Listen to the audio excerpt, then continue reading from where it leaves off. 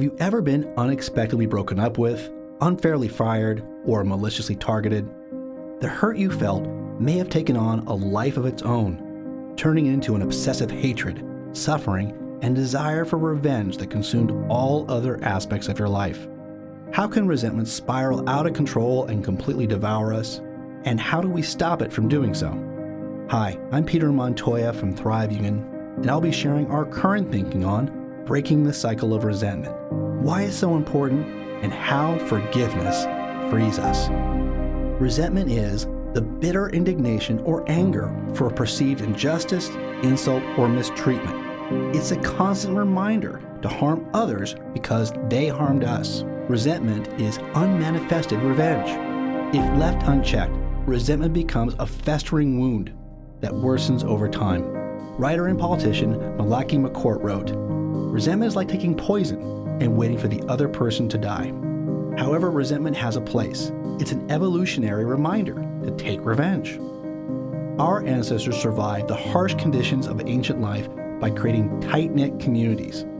Betraying social cohesion not only threatened individuals, but it also threatened our species. To enforce social cohesion, our ancestors needed a weapon, like revenge, to keep people in line.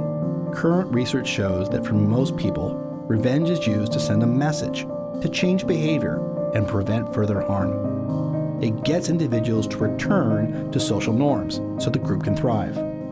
However, revenge as enforcement can rip apart communities and relationships, destroying rather than connecting. Hence, communities that also learn to practice forgiveness and let go of resentment survive much better than those who only use revenge. Another one of our videos looks at how boundaries help us avoid revenge. For now, it's enough to know that taking revenge and granting forgiveness both clear the feeling of resentment, but forgiveness has more personal benefits. The Mayo Clinic reports that forgiveness creates healthier relationships, improves mental health, and lowers anxiety, stress, and hostility. Other studies show it lowers blood pressure, helps depression, boosts the immune system, and improves self-esteem. It clears toxic resentment without destroying others or ourselves. So how do we forgive? For that, we'll turn to clinical psychologist Everett Worthington's REACH model. First, recall the hurt. Don't suppress your emotions, but decide you want to forgive to clear resentment from your life. Second, empathize with the person who wronged you. Imagine them sitting in a chair next to you. You can first pour out your heart to them, but imagine them explaining themselves. Try to get in their head and their heart. Empathize.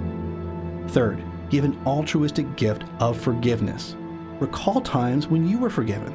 Then decide you'll give the same gift to your offender. Fourth, commit. Write out a declaration of forgiveness, such as, "Today, I forgave so-and-so for hurting me." Fifth, hold on to forgiveness. Forgiveness is a process. Don't self-shame if it takes time. Review your commitment declaration and consider what you'll gain by forgiving. To end resentment in relationships, stop trying to win. Therapist Jeffrey Rubin told one couple, "Be more interested in understanding your spouse or the person who offended you than in winning. Otherwise, reconciliation will take longer than it needs to, and you'll both lose." Guaranteed. Compassionate, empathetic listening fosters understanding and forgiveness, while winning arguments only increases resentment. Licensed clinical social worker Carrie Gaspard wrote, "I've come to realize is that forgiveness is more of a perspective and a practice. It lets go of your old baggage so you can heal and move on with your life. It's about giving yourself and your loved ones the kind of future you and they deserve, unhampered by hurt and recycled anger. It simply means that you are unwilling to give others power over you. Forgiveness breaks the cycle of resentment, freeing us to live the lives we were meant to. So the next time you're severely hurt by a breakup, firing, or social slight, rather than swallowing a handful of poison pills, choose to practice forgiveness and let go of resentment so you can thrive."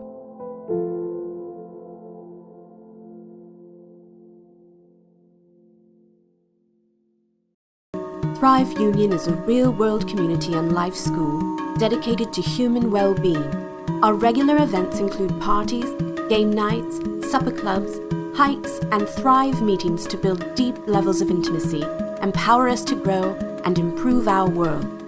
Our life school provides educational videos, articles, conferences, and educational courses. Visit our website at ThriveUnion.org to learn more.